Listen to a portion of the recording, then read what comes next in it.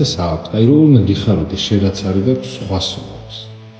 აი რა უნდა ვქნათ ამ შემთხვევაში? და ვითხოვს სიყვარულის ნიჭი. თუ სიყვარული გაქვს, რა მშობელს როდესაც შეშურდება თავიშვილის.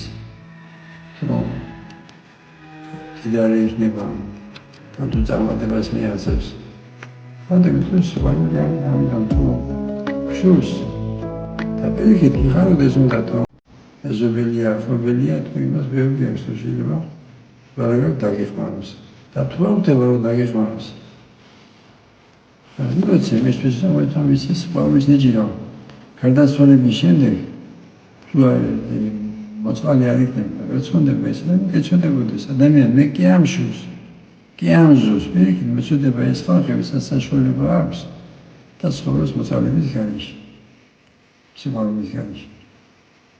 დიდი მადლობა. დაგმოსვით.